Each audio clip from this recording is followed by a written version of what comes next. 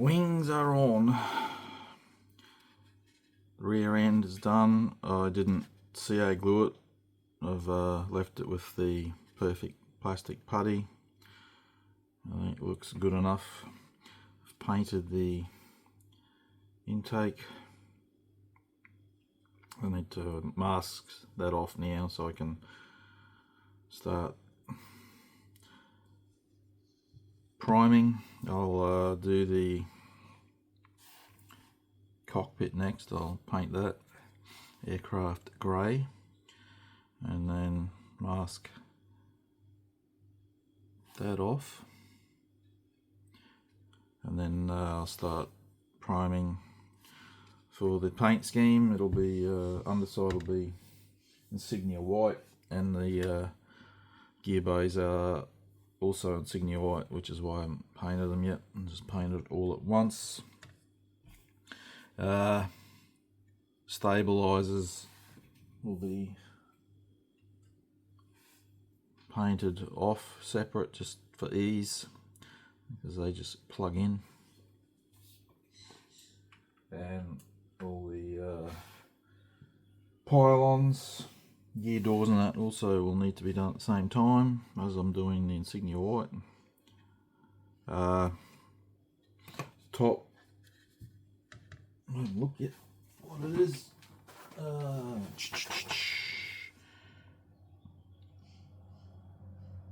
FS 26118.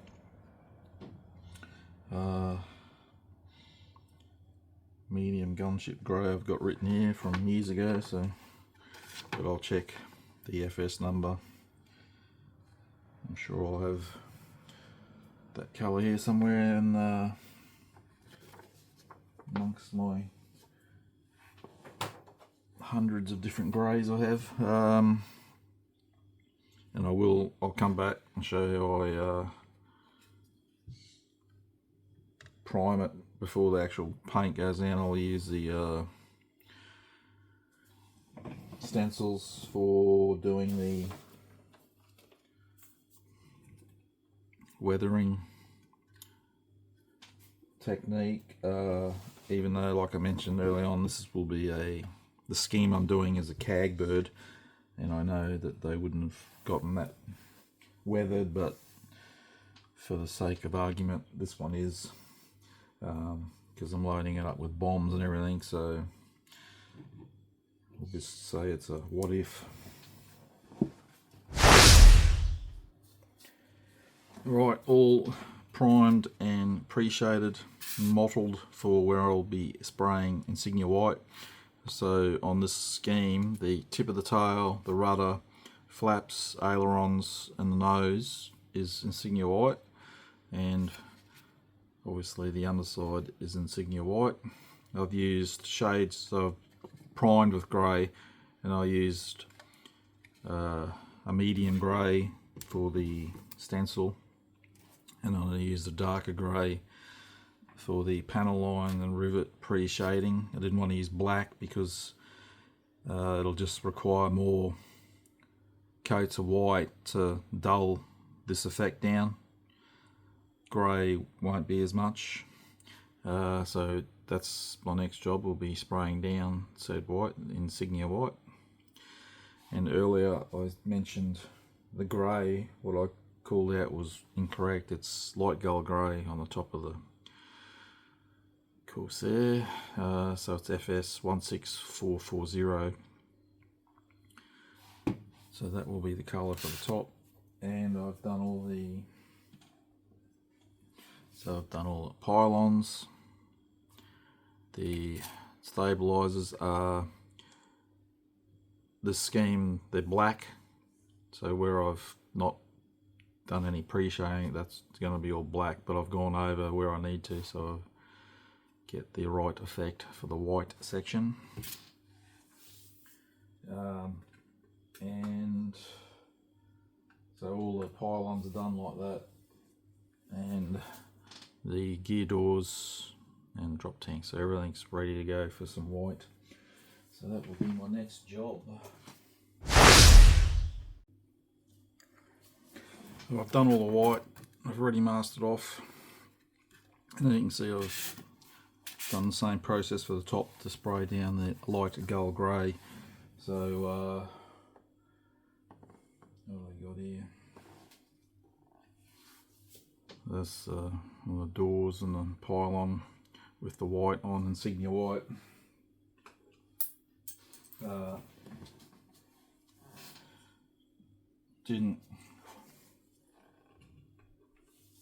happy with the white, but it wasn't to the extent of how I had planned it. But so it's more subtle than what I originally had intended, which is probably not a bad thing. So yep, now I'm going to do the spray down this light gull grey, give it a clear gloss coat, and I can remove all that masking. Yeah, it's getting that time of year for me where it's coming into summer and it's bloody hot, so you're getting limited time, bench times. I've done the bombs, and I don't know if that'll show up, but what I've done for something different to pay a bit more attention to detail for the Ordnance is I've used 3 different olive drabs. So I've got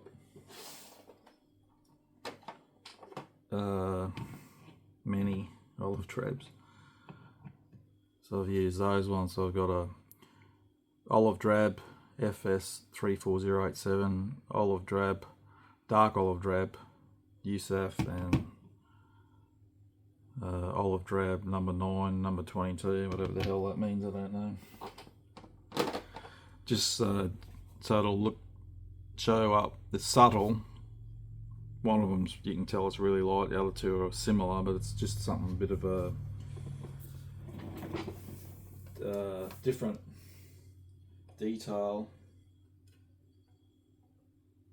Hopefully that will show up on the finished model when it's sitting all displayed. I might do a bit of scuffing or something on them bombs as well. I only put the decals on one side because the Edard, the set, there's only enough decals to do one side. You can't do both sides, and I'm not sure that might be correct. Maybe they only mark one side of the bomb, I don't know. I normally do both sides when I'm doing a model because there's usually enough decals to do that. So how I've done it is I've done 6 facing one way and 6 the other, so that when they're on the pylon, the bomb's facing out, you'll see the markings. Might be a bit of OCD, but just again, it's a detail that you can see. Right, all painted up.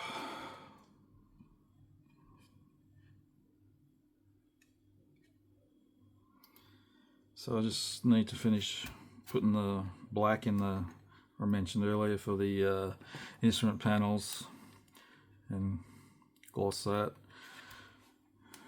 Gloss coat again, and I can start doing some decals on this now. It's had a clear gloss coat. Yeah, so finally starting to push along with it after sorting out all that intake and the rear end of it, the engine. Oh, before I get into the decaling stage, I had to paint in the walkways and the black on the stabilizers. So I did the similar technique as the other paint. I laid down NATO black as the base, used the stencil over top with some charcoal grey, and then I thinned some blue black and misted it over the top till I was happy with what I could see of the stenciling underneath. And I've hand painted in the instrument panels on the side there. So now I shall begin decaling.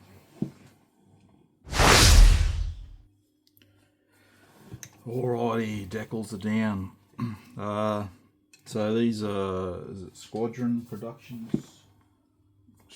products, and I've had them, I reckon I've probably had them 10 years or more now, but they worked very well. I'm only just finished putting the last one on, so I'm still setting them. I'm using Microsol was working, but I think it needed more coats than what this one. Like many, I have many different decal solutions. This one I think is a little bit stronger than Microsol, but I'm still using, I've probably done on some of the difficult areas, I've probably 3 or 4 coats like this. The American stars and bars, I've got that raised detail there.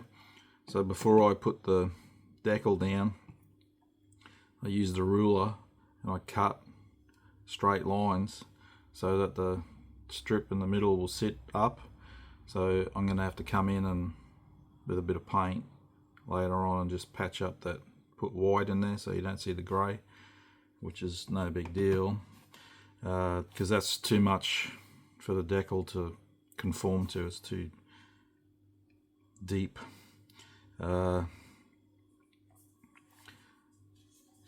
Where else did I have? Nothing really issue. I've just put these NEs on, and they got that raised detail on the tail there as well. That I'll wait for it to set a bit, and then I'll come in with the blade either side right up hard against that edge and on the rudder, and then put another coat, and it should set down very nicely. And the only other decals are the front gear doors have got the weight decal, word weight with a line strip, and then the stabilizer's got the no steps. That's it. And I don't need the kit decals whatsoever because they're pretty much similar. They don't, Hobby Boss don't give you much in stencil data, and neither did this set. The only thing I did use this reference for was where I was putting the star on the wing. It shows on one here, but some of it's a little bit vague. I had to, this area here, these decals, so that one, them, they were all one decal. I've cut them up because they wouldn't have fitted, where that step would have been in the way, so I've just shuffled them. And another one that was wrong was this one. I had to cut a line from to separate them because that rescue was, actually I think it was upside down. That wider part is towards the top. I think they had it the other way around, and the rescue was nearly parallel with that piece. So I don't know what they were doing there, but anyway, I just cut it and position it how it looks on, and that's not something that I come up with. That's what the picture on the instructions says. So very good. And I don't care what you say, nothing will ever beat hi-vis schemes. It looks stunning. It just looks stunning.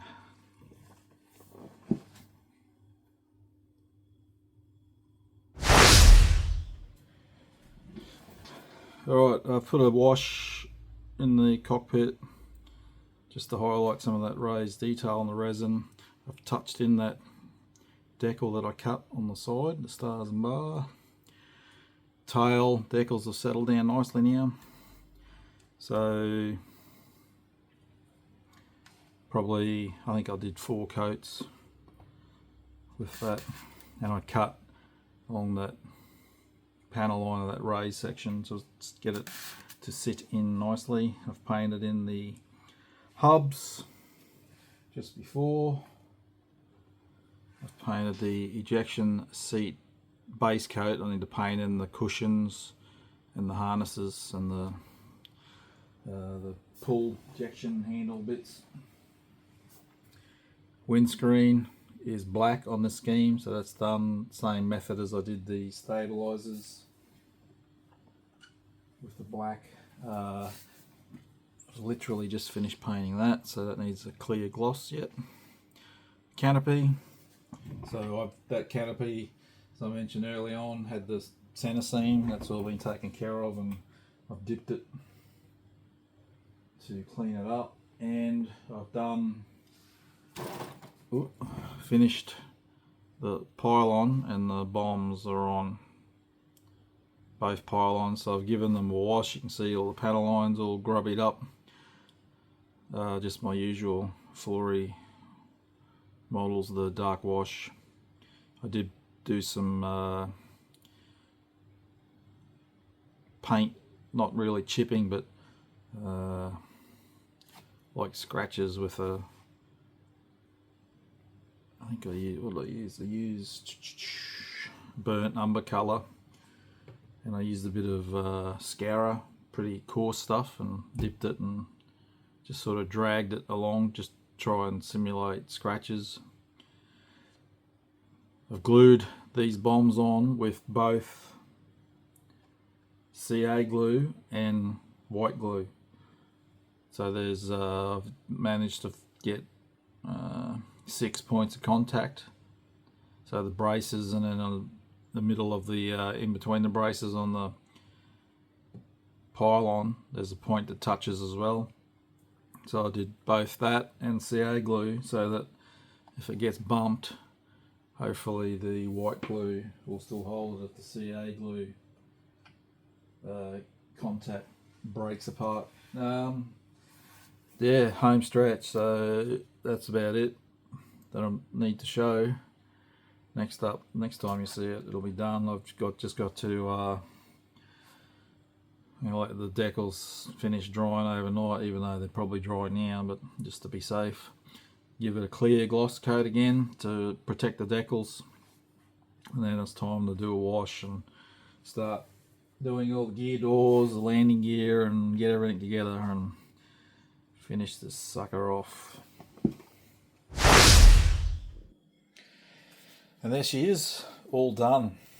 Love the look of this build, love the scheme, the stingers, the hi-vis colours, just a beautiful era of aircraft, the Navy jets back in that time, with the light gull over white and the colourful schemes. I've gone through all my old photos. I know for a few years I didn't even take photos, I think, or keep them if I did. So I'm pretty sure I've built this kit in some form or the other probably 5 or 6 times now. That's like I've done the 2-seater and the D. I think I've done this one 2 or 3 times. I just love it. I can get this kit for about 45 Australian dollars, cheap as. Obviously I've gone overboard with this with aftermarket, but this kit out of the box is a really nice build if you want a cheap build and of a nice looking aircraft. The only issue for me was the intake, but that's just me. I hate doing intakes on jets. I just can't stand it. For once I didn't have any issues with decals. So I think I mentioned the name of the brand as it Squadron Productions, but they're printed by Cartograph, so no problems there. Cartograph decals, generally anyway. The Aries cockpit is a nice upgrade for the kit, because you can see that easily enough by looking in that cockpit. The engine, I knew when I bought it before I even looked at it, I knew you probably wouldn't see much, but I'd never done that upgrade with this kit before, so I thought I'd give it a go. It's beautiful details. It's just a shame you can't see it. And the resin wheels, that's always a good upgrade in my opinion. I've never built the Hasegawa kit, so I can't compare it. I know the Hasegawa kit is a lot older tooling than this, but that doesn't mean that it's bad or anything. But you can't just go out and buy a Hasegawa A-7. They're hard to come by from what I can tell, and I had a quick search when I was building this, and I came across two, and I'd have to get them from Japan, and they were like $120 each. That's just, I don't know, that doesn't seem worth it to me. But if you do have the SCL one and you want to do the upgrades on it, Res Kit have just brought out a whole heap of resin upgrades for the Hasegawa one. There's some, I think there's a couple for this one, but it seems to be all based for the Hasegawa kit. Like they do a whole cockpit. I can't remember. It might be the gear bays and stuff like that. I didn't look too hard because it's not for my kit. But of course, that if you're going to do all that, that'll cost you a bloody fortune. Res Kit's good stuff, but it ain't cheap. But this is all A7s I built. I think this would be my favourite. Just love that scheme. The stingers, great markings. Alright, I'm going to take some still photos of it now. Thanks for watching the build.